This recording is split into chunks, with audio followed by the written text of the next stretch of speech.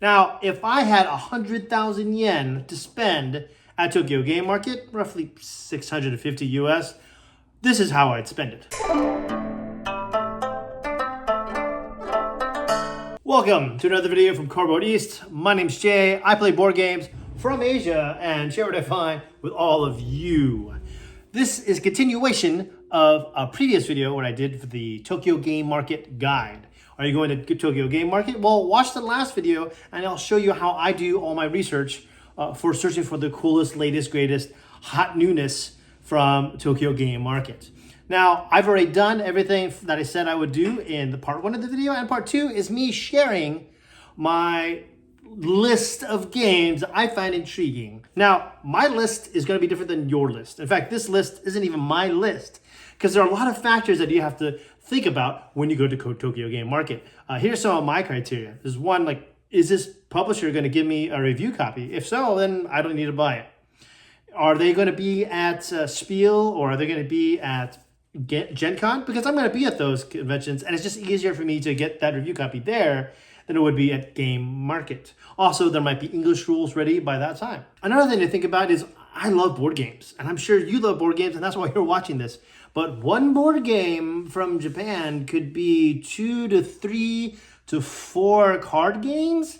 So you're going to have to decide budget-wise, like, do I want that one cool board game, or do I want 4 pretty cool, even amazing card games? That's a tough call. I have not played most of the games on this list. And some of the games I won't buy because I already own. I try to keep up with games that are going to be new to the market. But no matter what your budget is, my best advice to you is that whatever your budget is, add $50 to it. So if your budget is 100 US, make it 150. If your budget is 200 US, make it 250. And always keep that $50 extra, because when you're walking around Game Market, you never know what you're going to find. And that's the best part about Game Market, is that the week after, or the 2 weeks after, you see everyone's haul photo. Like, this is my Tokyo haul, this is my Tokyo haul. They're all different. I always see a game that I didn't see before. And I'm like, oh, wow, they picked that game. What game is that? So this is me trying to show you how I would spend $650 of your money. Now, right here, you can see my list. Right here is the yen, and here's the total US. So $655 and 100,000 yen. Let's see if we can cut that down. You know, ArcLight, I recommend that you always go to ArcLight booth. They're at booth number 1 because it's their show. Of course, they're at booth number 1. But if you look here, they're always going to pick games from the West, or games that came out like years prior in Gen Con, in Tokyo Game Market, that they re-released with a nice coat of paint. This year, it doesn't seem like that's the case. Like, these are all Western games. That's a Japanese game. I mean, there's Adventures of Nim, the board game, Dogs with Spots, Dalmatians. Oh, Lunar Maris. That's basically Moon Basa, right? Without the offensive theme. But I'm going to start here with this. Ito has been a really great party game in Japan for a long time, but this one is very unique because this is the first time they did an English version. They came out last year at Spiel. So I would definitely grab that, and that's how it's been my first 2,000 yen. But, you know, we're on a budget, so we're cutting things down, so we're going to move on next. And that's a bag. You want a bag from Sashi and Sashi. You want this bag. It is 8,000 yen. Now, if we look over here at our budget, we see that that comes out to $50. So, you know what? We'll just cut that right out. I'm going to cut out the ArcLight game also, because they're going to be at Gen Con, maybe Spiel, and hopefully they'll have that. Fingers crossed. But this is a great bag. If you see here, this is in Kyoto. That's a river right next to Sashi's office. And what should I play? Well, whatever you should play should be in that bag. That's what I recommend. And this is a great bag. Look, you can fit like 2 Sashi games in there, and a few more other games if you wanted to play other games. And there's even a zipper. Look at that. Oh, that's Takako Taka right, standing right there. So I think that's a great purchase if you really want to spend $50 on a bag. That's it. But if you're here for the games, let's move on. Now, Dice Tiny Town is a print and play game. I found this to be really, really interesting. This is from Korea, not Japan. And this came out a while ago, I believe. But if you want to, you can go and get the print and play. This is a printed version that's a little bit nicer and neater with better UI. I think this looks fantastic. This looks really interesting. This looks like something that I would be interested in. I'm very picky about my roll-on rights, and this one looks like it's right up my alley.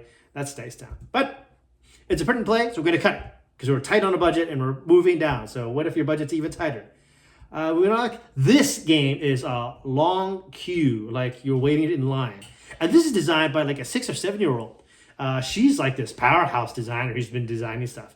And this game is all about, just waiting in line. And if you're being too loud, you get cut out. Like, yeah, she's 6 years old, right? I think she was 6. Oh, no. She's 9, but she's now 10, I believe, something like that. And it takes 20, 30 minutes. I think it's really cool to see what a Japanese kid came up with. I think that's really rad. I think it's a really cool design. And if you had a budget for it, and that's what I spent it on. Backpack Hazard. That's right. This is Biopack, the board game, card game. I don't know.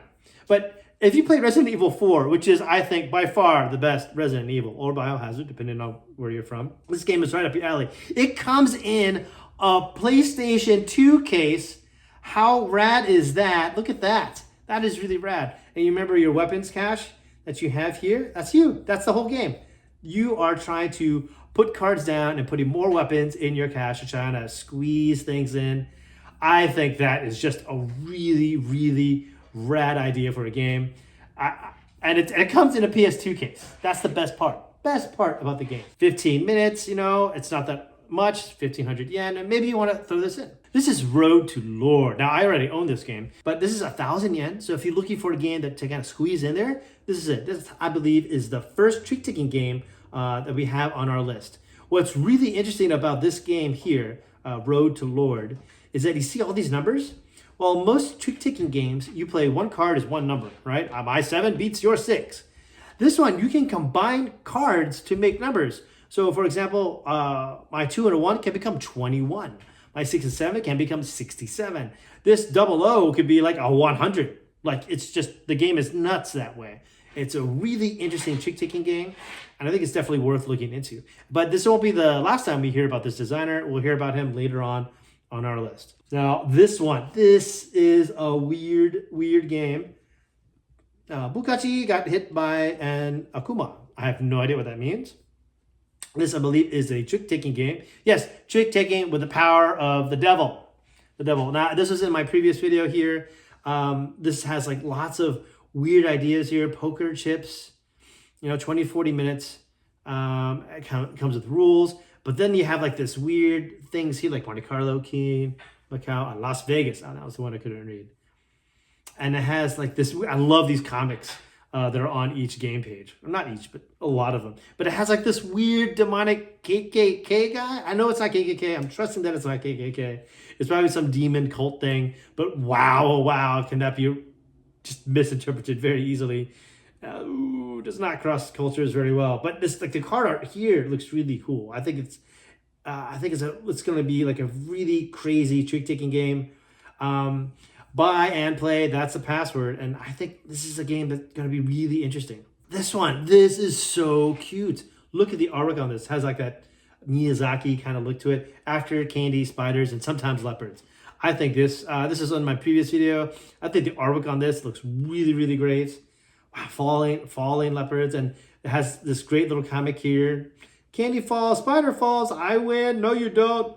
Ah, I'm covered in spiders. Like, I love this.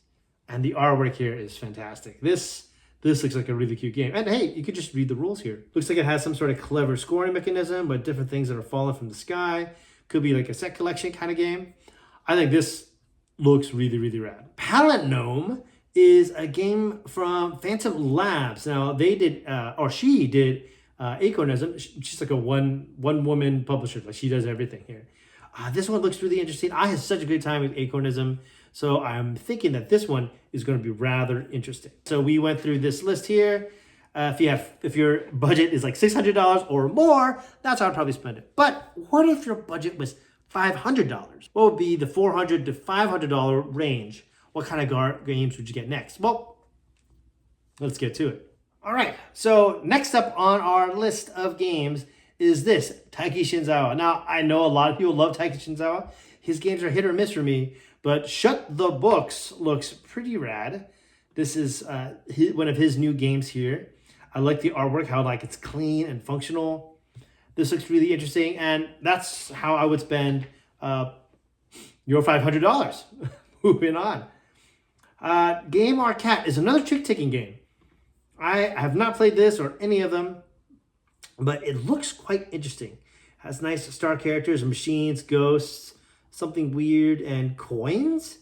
But I like that there are like these tracks that you're playing with in a trick-taking game. I find that extra level of mechanism to be rather interesting. I love how there are all these different icons here. I think this is going to be something that's going to be really, really cool to play. And I really, really would love to play it.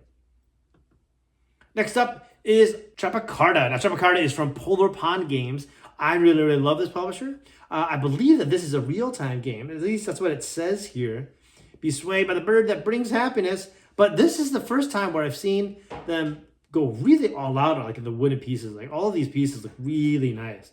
Card art is like a little bit higher than what I've seen them do before. So this looks like it's going to be a pretty solid game. It looks like you're tableau building, playing with cards, dropping things on there. It looks pretty interesting. Moving on, next for that $500 list, and a board game. Now this is Ginza Retro Cafe. This looks like a really cool game, but it's a bit pricey. If you notice here, like $4,500. If we go here to our list here, we can see that Ginza Market, yeah, that's $30, right? $30, and I don't really buy a lot of board games at Game Market because, man, they're pricey. And for the price of one board game, I can get a lot of card games. But look at this. Look at this artwork. This looks really rad. You have like all the soup. It's just like a retro thing. You have curry there. And this curry has stars and stuff. You have these weird, kind of scary ghost-like waitresses that are there to help you out. Customers that you have to do, like dice rolling. It looks like this dice manipulation. It looks like resource management for contract fulfillment. Looks really, really cool. And it's been getting a lot of buzz. Some people have played it since, I believe, Taban, Osaka, the Osaka convention in March. So a lot of people said this is good, but I put it here because it's a board game and we're trying to keep a budget tight. Okay, boom, Magic 11. Now, Magic 11 looks really, really rad. This is a card game, soccer game for $3,500. That's about like the $20 or so range. But look, this looks really cool. Okay, it's just a box with some cards, but when you see the board, look at that board. You're playing cards there on a field. Things are moving up. You're trying to create sets here on the sides. This looks really, really rad. I think this looks like a really great way to abstract soccer, and soccer balls can go onto cards. Man, this looks so fascinating. I like the whole idea about this. I love how these scorecards are like these little pips here. I think that's so cool. You take that, put it there, it's one, home, This is a really rad idea for a game. If I had the budget, or if you had the budget, I would recommend this one. This looks really, really rad. And it comes with a mat, maybe, for an extra fee. For a solo game? I don't know. If you want to play soccer by yourself. Moving on to the next list. We're at Tokyo Game Market, and you just spent $300. So, you're figuring, what the heck, I'm going to spend some more money. And so what are you going to buy for $300 to $400? Well, this is what I would buy, and this is what I recommend you get. So we're here now. I couldn't find the place on Tokyo Game Market, but here it is. Merchants of Sky Islands is a board game. It's because I figured, you know what? You spent a lot of money on card games. Let's go for some board games right now. And look at this box. This box looks rad. 2 to 4 players, 45 minutes. That's a good chat. The artwork looks great, but this is a tile laying game. I love this Carcassonne board they got going on. But look at this, like these little airships. You have like these little cathedrals or cities that you're building up. This looks like a really rad tile placement game. It's getting a lot of buzz. I think this one looks really rad. If you're looking for a board game to get, why not get this one? This one looks really good. But we're on the way on our road to 400. So let's see what else we have here. This is a Taiwanese game. I believe the Japanese name is Kucho Street. This is a really cool 2-player resource management game. And it's just like a deck of cards. It's very, very tiny. It's a very minimalistic game. Lightweight strategy game, only for 2 players, 20 minutes. And this is the game. This is what it looks like. So we're going to zoom in here. 2 cards are your score cards right here. So you have your score track going around. And you're placing people onto these cubes on the street. And they're going to go around this way, kind of like Mancala style. So it's a Mancala like resource management game, and you buy sell resources. These are the resources that you can get, and I believe here like that's rice, that's tea, that's cloth, that's wheat. Some of the Chinese characters are kind of small, so I can't really read them. But I think this is a very, very clever game. And if you're looking for a two-player, like only resource management kind of pocket game, this one is going to be rad. I think it's really going to be rad. But we're on the road to 400, so let's keep on spending more money. Cat Territory looks really cute. Look at this. It's translated to Cat Street. Well, Google's not great. This is my game now. This is one of my favorite publishers. This is an older game, so okay, I cheated, put it on the list. But look at this game. Look at that. Look at all these cats. They're so cute. Look at that. Look how great they are. I think this is going to be a great game. Game Now comes up with a lot of games here. Look at this. This is great. The cats are hugging each other. Love this game. You got a cute cat comic here to explain everything, and all the cats are super happy. But you're on the road to 400. Let's keep on spending money. What's we going to get? Oh, yes. Let's try a trick-taking game. This is by Pie Guild? I don't know. This is a trick-taking game, and it has that's what their boxes all kind of look like, kind of this opaque thing.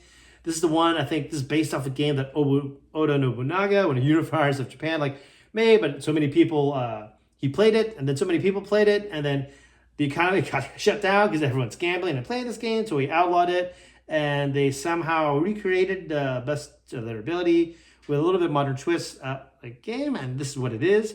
This looks really, really cool. I think this is going to be a great game. I have been hit or miss with some of their previous games, but the last one was one of my favorite games to ever come out of Japan. So I'm thinking that this one might be pretty good. But we have more money to spend because we're on our road to $400. So what else are we buying here? And this one is second edition of Go Out Girl. Now this is a shedder. I really love shedding card games. So I believe this is some high schoolers who go to this alternate universe with giant robots, maybe. And you can see here, here are the cards here, nice, clean. I think there's two ways to go out. You can either shed all your cards out, or you could attack each other, giving another damage to each player. I believe it's on BGG. It didn't have a high rating on BGG, but maybe not enough people played it. I think this looks really cool and really interesting. And I love Shedder, so I definitely want to give this one a shot. But we're on the road to 400, so we're going to keep on spending our money. So we have a little bit of money left. I believe how I budgeted it was, I had like $481. So we have a little, no, $385, $15 left. Let's squeeze in Lazy Bell Boys. This is a two-player trick-taking game. Now, I've been saying two-player trick-taking games quite a lot, so it seems like we have quite a bit now. But look at this art. This art looks really, really rad. There's Jean Reno, has Leon there.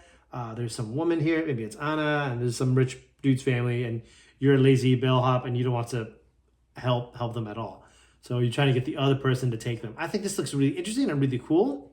I feel like two-player trick-taking games, and this one, it might be up in your alley. But now it's $300 to $400. What if you're extra tight? So $200 to $300. What does that look like? Okay, you're at Tokyo Game Market. You just spent $200. You're thinking, this is crazy.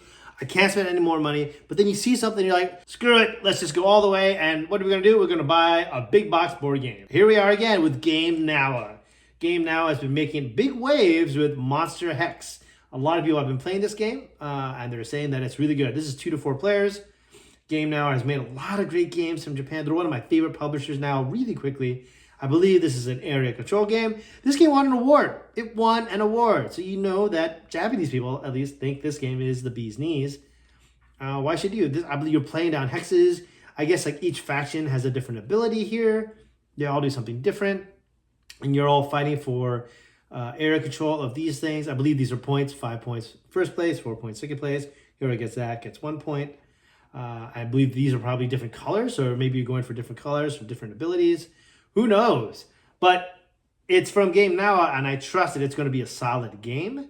Some of these here look really cool, like these pictures here. It just looks like a really, really cool game. And it comes these little things here to kind of hold your tiles for you. Really, really clever design. And that is how I spent that first bit of your money. Moving on. Okay, you just spent, we're moving on past well beyond 200 on the road to 300. And here we are with Rocket Punch. But look at that. It's 3 to 5 players, 2,500. This looks like a really cool trick-taking game here. Here's the English rulebook.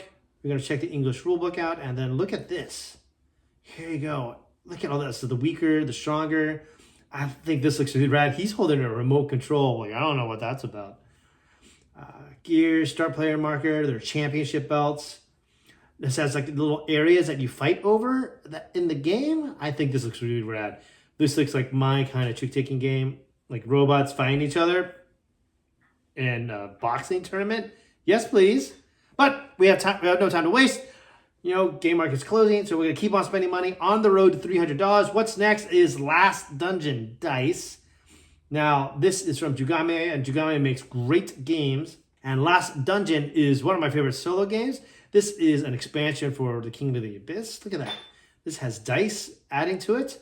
I think this looks really rad. You have more cool characters coming around here. There are these dice here. Yeah, this just looks really, really rad. I really enjoyed the base game of Last Dungeon. And look at that, it comes with a bag. You can get a bag. Oh, and it's included? What? Yes. And this is Last Dungeon Dice, Roll, or Fortune. So this looks like it's the same solo playing game as you can see here. 20 minutes, 2,000 yen. This looks really, really great. Look, you have a cool little mimic here. You have dice here that can do things. Yeah, this game looks super rad. If you're looking for solo games, then this one looks like this could be your game. This looks really, really rad. I definitely want to play it. But we still have a little bit of cash left, almost at 300. How else can we spend it on? Well, let's go to Itten. Itten is one of the best publishers in Japan. I think that they make some like interactive art, looks really, really cool. And if you remember the game Road to Legend earlier on in this video, their booth was right next to, his booth is right next to Itten, and they collaborated and made this one. It's like Ishikawa City, something like that. And it's like a tile laying game. I don't know much about it, but it looks really, really cool. Another game coming out from Itten is the Venice Connection. This is Itten, and Playtee is a Korean publisher. So what's going on here? This looks really, really rad. And it looks like it's another tile laying game. I kind of hope that they follow the Playtee style where their box becomes magnets, because I think that's super rad. This is part of the Fun Brick collection. Fun Brick series are like these small box games that Itten has been working on, and I think they're great. But that is how it's been, that $100. But let's say your budget is even tighter. Well, if you only had $200 to spend, how would you spend it? Well, let me show you. Okay, so you just spent $100 at Tokyo Game Market. It went really fast. You didn't know how quickly you spent it. Maybe you didn't even notice that you spent that much. But you're on the road to 200, and how would you spend that money? Well, this is how. This is Peas. Now, this is like a quick $10 game. Maybe your budget was like $190. Like, I could squeeze in another $10 game. What is it going to be? It's going to be Peas. 2-player trick-taking game. I've been saying that a lot this video, but here we go. Peas is a 2-player game. I love this game. How this looks. It's just giant peas in a pod that you're fighting over, and with a trick-taking game, this looks really, really rad. I think it's going to be a really cool game for 2 players if you're a 2-player trick-taking kind of guy or gal. This looks rad. This is, I believe, Trick Stakes. This is horse racing and trick-taking all put together. 2,500 yen. This is about $20 mark. Look at these cards. They all look cool. There's a track with horses. I believe that's the horse's name on that track. You could kind of translate this. It doesn't look too difficult to translate. Most of this must be fluff. Like, oh, look at that. That looks so rad. Okay, highest of the lead suit. This is 11. 11 wins, and 11 moves up. Ah, this is great. I'm loving this already. Look at this. It's just kind of going around. I think this is going to be great. I've never seen this theme with trick-taking. I'm all in. How else would we spend our money? Well, Vivo looks like a great trick-taking game. I think this looks really cool. This publisher has done a lot of cool things. And this is all about animals giving performances. I think they look so adorable. But you know what? Like I said before, if you are going to Tokyo Game Market, always give yourself $50 because you never know what you're going to run into. In fact, this publisher has done a lot of previous games in the past that I think, if you've never gotten, could be worth picking up. So here we are at this page here. Now that was Vivo. There's a new one. Salty is a really cool, solid trick-taking game. I've never played it, but I've read the rules, and it sounds amazing. I would definitely want to play it. Zoo Stock is also a great trick-taking game about animals in a zoo. I think that's great. This one looks really rad as well. So, it's the cutest cow ever. He's being abducted, I found out. But he's made a lot of clever trick-taking games in the past. So if you go to his table and you only get Vivo, you might get triggered into getting more of these cool games. And don't feel bad. I'm sure they're all super solid and you'll go home happy. But you got extra money to spend. We're on the road to 200. What else are we going to spend our money on? But Tower Chess by Taiki Shinzawa. I love chess. I think chess is one of my favorite games. And his twist on it is so good. This was like a crowdfunding campaign earlier, but like this new version of it has like, it's just the quality of it looks really, really nice. Look at this board. Look at the quality of the pieces. I think this is going to be a great little abstract. This is basically just chess. But your pieces are now like little cylinders, and if you land on someone's piece, they can never move that piece until the top piece moves off. So I think this is a great abstract for the game. So apparently they have a deluxe version and a standard edition. I think the standard edition is more than enough for me. Yeah, but hey, we still got more money. Let's spend our way to $200. What else we got? Heracats. Heracats comes from Hoi Games. Hoi Games has made like Master of Respect, one of my favorite games to ever come out of Japan. He came Master Respect, the 2-player version. This is his trick-taking game. It's been getting a lot of buzz. People are saying that it's really good. I think this game is going to be amazing to play. I love this cute, kitschy, old school artwork here. Looks really, really rad. But we saw some more money. Let's spend more of your money. Oboro. Oboro looks super rad. This looks like a really cool trick-taking game from Mashimaru. There aren't any pictures here, and that is Oboro. I love how this English rules here. It's undecided, may not exist in the future. Like, it's just too much trouble for him. But I think this is going to be a really solid game. I've heard that this publisher makes some solid games, and this one's going to be really, really good. Moving up, we have this one by Syrup Games. Syrup has done a lot of really cool games in the past. He did Twin Princes, which I really enjoyed. He did Pompiers, which is a fantastic trick-taking game. And this one, this is a really cool Doragon. This is a trick-taking game. Look at that artwork. It just looks so rad. I love this artwork. Looking at this, I'm all in. This artwork has sold me. I love this art style. I'm kind of wearing a shirt that's kind of like that art style. I'm all in. But that's from 100 to 200. What if you only had $100 to spend? That's crazy. I don't think you should go to Game Market if you only have $100 US to spend. But if you did, these are the games I'd recommend getting. Now, I do want to mention that just because I think these games are really good, I have to keep in mind that I've never played any of these games. I have no idea. I'm going by looks alone and my sixth sense. So just take that with a grain of salt-based salt.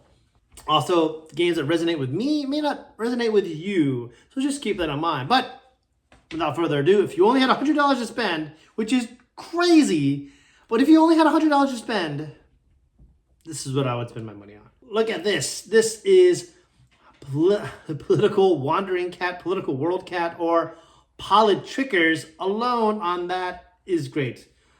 This is like Jupiter's Reader. This is like a great game. Look at this. Look at this. This looks rad. I love the artwork here. I love the card art here. I love like these wooden tokens. These little scoring cards here all look great. I love these bright, bold colors of the wooden pieces. Look at that card back. That card back looks rad. You have like this weird justice thing here. I have no idea what's going on. I am all in. Your suits are health, safety, environment, welfare. Done. I'm done. Like, this is great. Like, why would you not want to play this game? I think this looks super, super rad. But yeah, I think this is going to be one of the coolest games at Game Market. Moving on up is Trick and Snipers. This game looks really, really rad. This is from Mob Plus. Mob Plus has made a lot of great games over the years, and I'm really curious to see what else they come up with. This is their trick-taking game. So I'm all in. Like, and I even noticed that from 100 to 200. If you notice, like a 100 to 200, a lot of these games have been card games. That's because I want to try and get as much as I can, best bang for my buck. Also, keep in mind that when you buy these at Tokyo Game Market, I'm assuming that you don't live in Japan. Meaning that you got to put all this in your luggage, and hopefully you're under that weight limit, because if you have check-in that goes above that, then it's never worth it, man. It's never worth it. Look at this. This looks really great. I think this is going to be a cool idea for a trick-taking game. I'm just going to move on to Phantom of the Opera, a game not from Japan, but this is from Gionil, and I really like him. He said Jekyll vs. Hyde. He did Ptolemy. So I really like his games. So this one is like a musical trick-taking game. So as an employee of Bezier Games, when we have a musical trick-taking game with a note of deduction called Xylotar, I think this one looks really cool because you actually have actual notes that you're doing and filling this up. This looks really rad. I think this is going to be a really interesting game.